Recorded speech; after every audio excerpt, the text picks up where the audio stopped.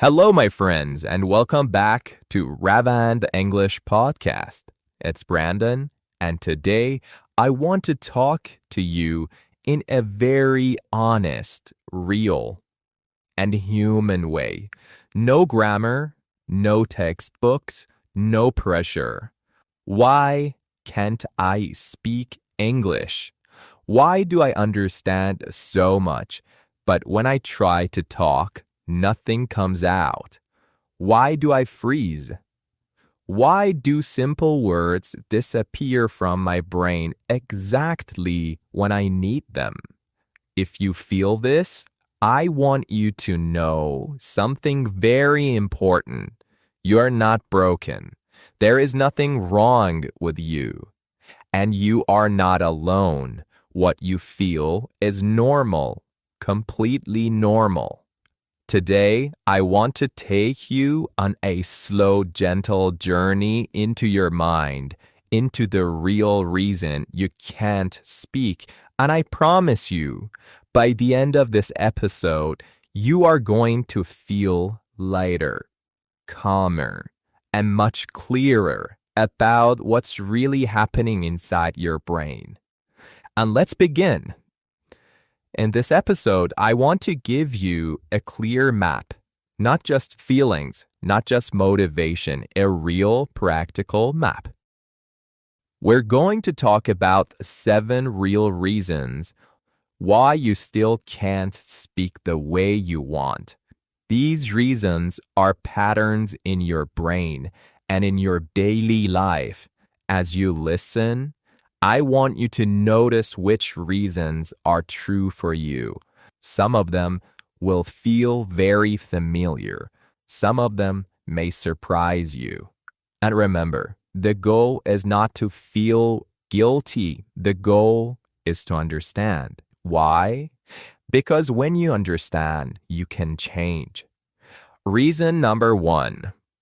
You learned English like a school subject, not like a skill. Most people learn English in a classroom. You sit at a desk. You open a book. The teacher writes on the board. You get a grade. You take a test. You're good or bad.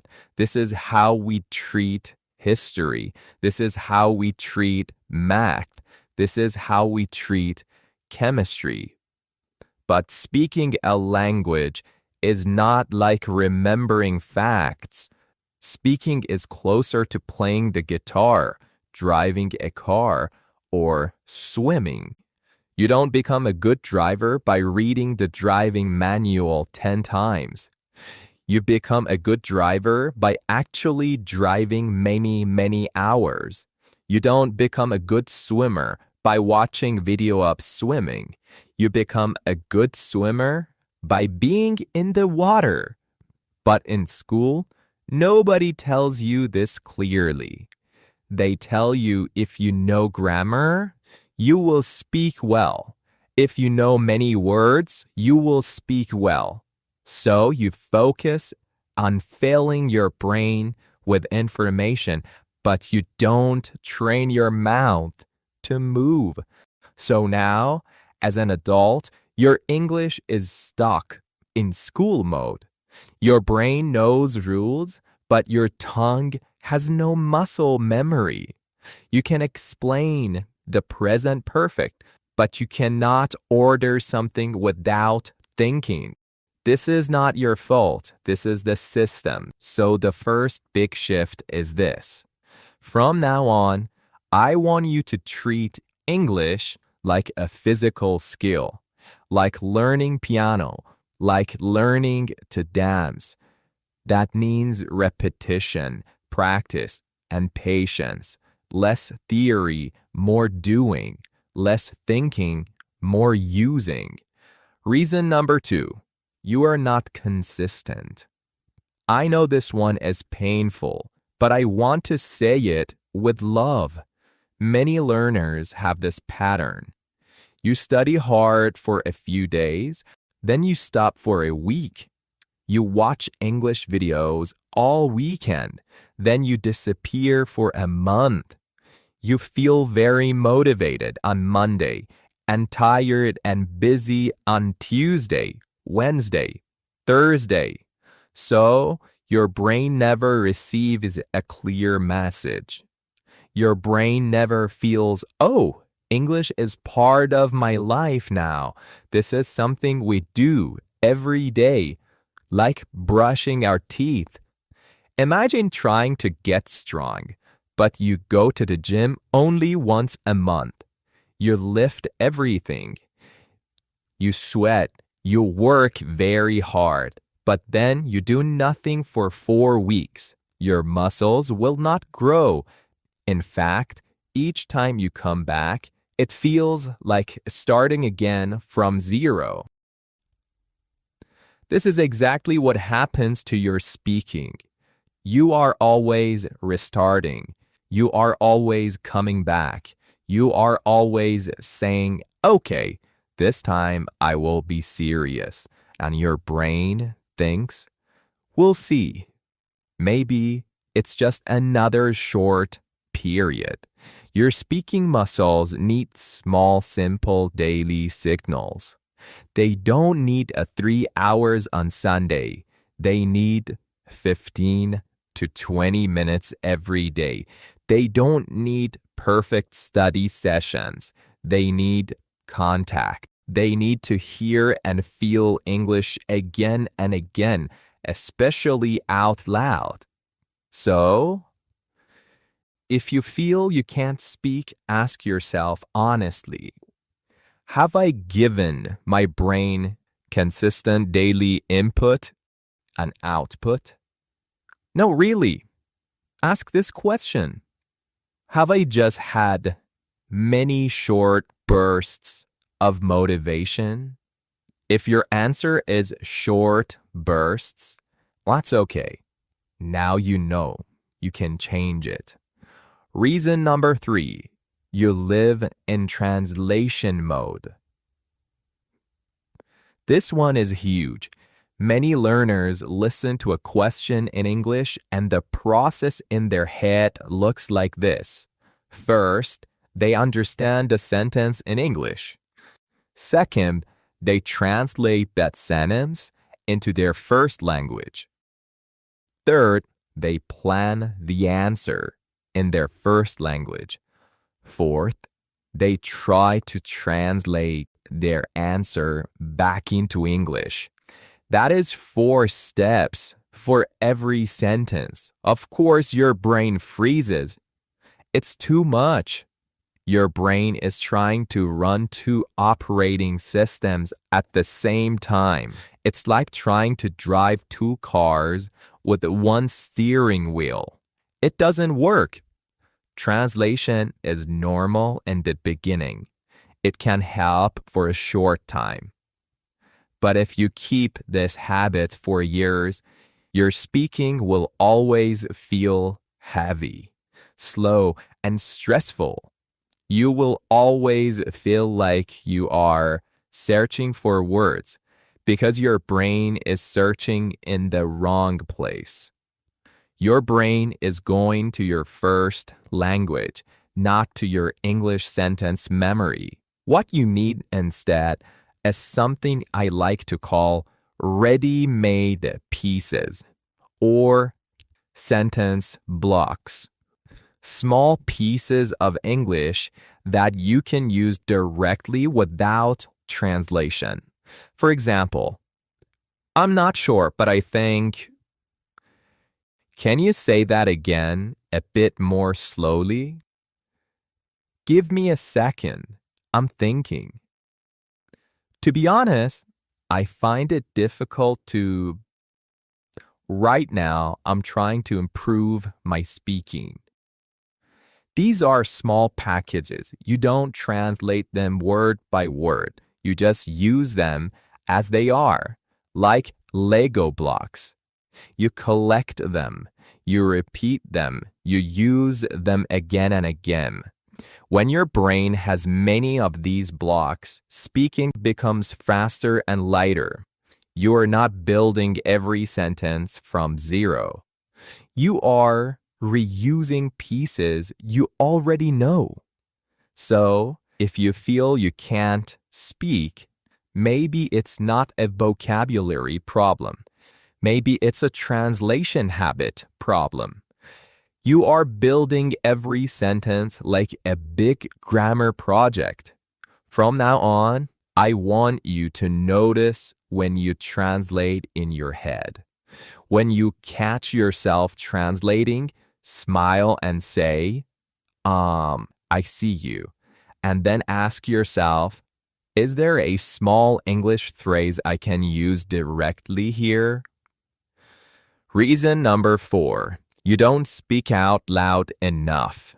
This is simple, but it's one of the biggest reasons.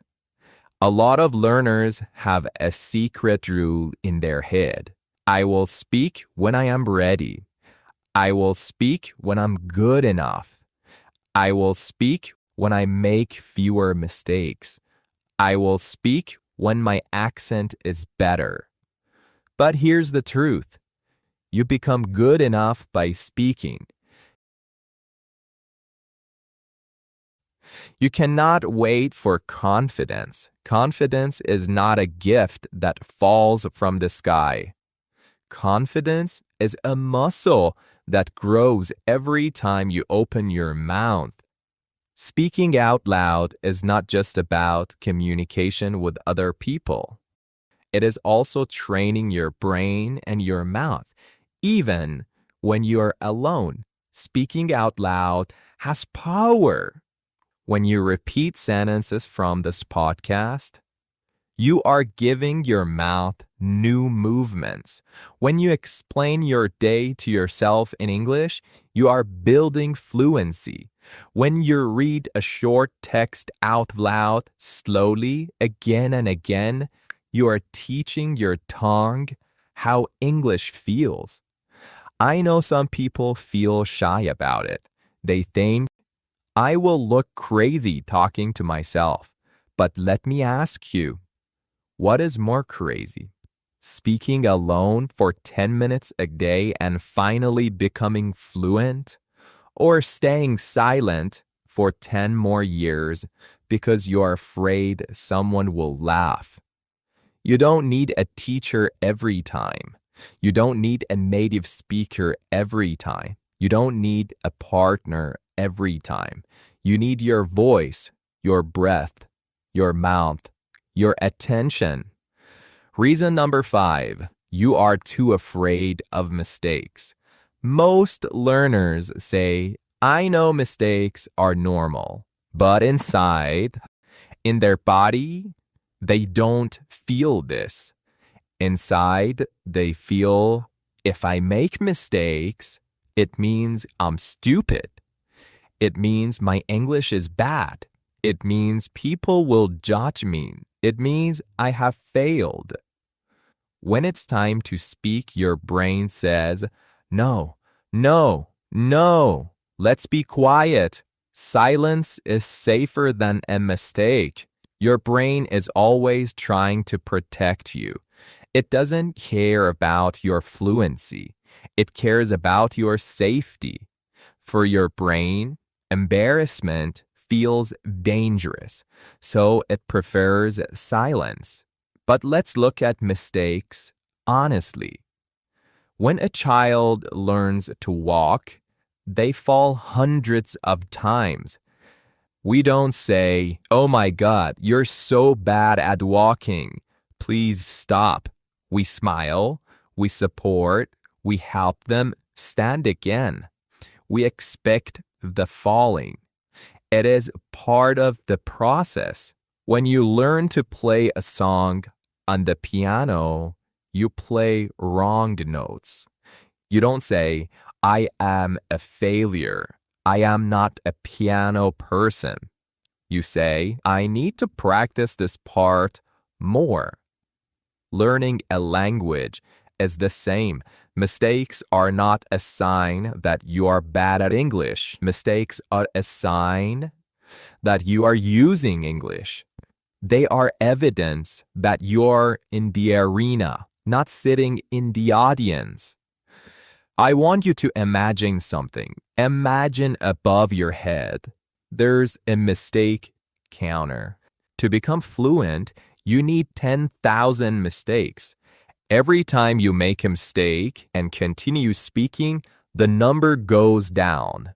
9,999, 9,998, 9,997.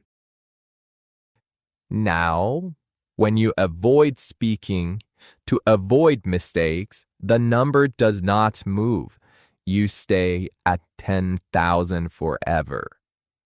So from now on, when you make a mistake, I want you to actually think, good, one less. I'm closer now. This sounds funny, but it changes the emotional meaning of mistakes in your brain. They go from danger to progress. Reason number 6. Your brain doesn't really want you to speak a second language. This one sounds strange, so stay with me. Your brain loves comfort. It loves routine. It loves saving energy. Your first language is easy for your brain. It's automatic. It's fast. It feels safe. It costs almost zero energy. Speaking English is the opposite. It is slow. It is effort. It is new. It is uncomfortable. It costs mental energy.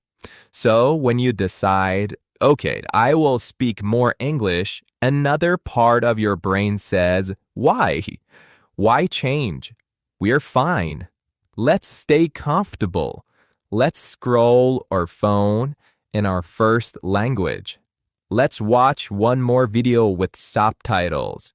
Let's do it tomorrow. This part of your brain is not evil. It's like an overprotective bodyguard. It thinks it is helping you. It wants you to avoid discomfort, avoid risk, avoid possible shame. So when you are in a real life situation and you think, should I try to speak English or should I be quiet? That bodyguard whispers, shh, be quiet, stay safe, use your first language if possible. Smile and nod. It's better. And often you listen. You follow that voice. You feel a little disappointed, but also a little relieved. It is like not going to the gym. You feel bad, but also comfortable. To change this, you don't need to fight your brain. You don't need to hate that bodyguard. You just need to retrain it. You can start telling your brain a new story. Yes, this feels uncomfortable. Yes, this is hard, but we are safe. Speaking English will not kill us. Nothing terrible will happen. A little discomfort is okay. It means we are growing. And you can give your brain very small challenges, not big, brave jumps. Tiny steps, for example, saying one sentence in English in a safe environment, or introducing yourself briefly, or asking one simple question. Step by step, your brain learns, oh, we survived. Actually, that felt good. The bodyguard relaxes a little. It allows more English. It stops blocking you so strongly. Reason number 7, you expect results without giving enough time. This one is very human. We live in a fast world. We want fast food, fast internet, fast answers, fast progress. So we also want fast fluency. People think, I've been studying for 3 months. Why can't I speak like a native? Some people even feel that after a few weeks. I'm not improving fast enough. But speaking a language is one of the most complex skills humans can learn. You are trying to train your ears, your mouth, your memory, your grammar sense, your emotional system, your identity, all at once. Of course, it takes time. Sometimes you are making progress, but you can't feel it because you are comparing yourself to a fantasy. You compare your English to YouTubers, to movie actors, to native speakers who have been using the language for 30 years. That's like playing the piano for 6 months and then comparing yourself to a concert pianist. Instead, compare yourself to your past self. How were you 1 year ago? How were you 6 months ago? Can you understand more now? Can you say more than before? Do you feel a little more comfortable with English sounds? If the answer is yes, then you are moving, maybe slower than you want, but you are moving. Your job is to keep walking, to keep giving your brain time. Time plus consistency plus the right type of practice will absolutely change your speaking. Now, we talked about several reasons: school style, learning, lack of consistency, translation habits, not speaking out loud, fear of mistakes, your brain loving comfort, and unrealistic expectations about time. These are not separate boxes. They are connected. They support each other. They create one big wall between you and your voice. But there is the good news. If you can change them, even a little, they also support each other in a positive way. When you stop treating English like a school subject and start treating it like a skill, you naturally begin to speak out loud more. When you speak out loud more, you collect more ready-made sentences. When you collect more ready-made sentences, you translate less. When you translate less, you feel lighter. When you feel lighter, you're less afraid of mistakes. When you're less afraid of your mistakes, your brain feels safer with English. When your brain feels safer, it resists less. When it resists less, you can be more consistent. And when you are more consistent over time, your speaking grows. Everything is connected. So, what can you do after this episode? Let's keep it very simple and very real. First, I want you to accept something deep in your heart. You're not bad at English. You're simply under-practiced in the right way. It's not a character problem. It is not a talent problem. It is a process problem. Second, I want you to choose one small daily speaking habit. Just one. For example, every day after you brush your teeth, you speak out loud in English for 5 minutes. You can talk about your day, your plans, your feelings. You can repeat sentences from this podcast. You can describe what you see around you. 5 minutes is nothing, and at the same time, it is everything. If you really do this for 30 days, your relationship with speaking will change. Your mouth will feel looser. Your brain will feel more used to English. The door between your mind and your voice will open a little more. Third, I want you to be kind to yourself. You're not doing something difficult. You're trying to live in 2 languages. That's huge. It's okay to feel stuck sometimes. It's okay to feel tired. It's okay to be scared. But please don't use those feelings as a reason to stop. Use them as a reason to continue gently. When you feel blocked, don't say, I'm stupid. Say, okay, my brain is protecting me. Thank you, brain, but we're safe. We're going to try anyway, just a little bit. When you make a mistake, don't say, I will never be fluent. Say, good, one more step.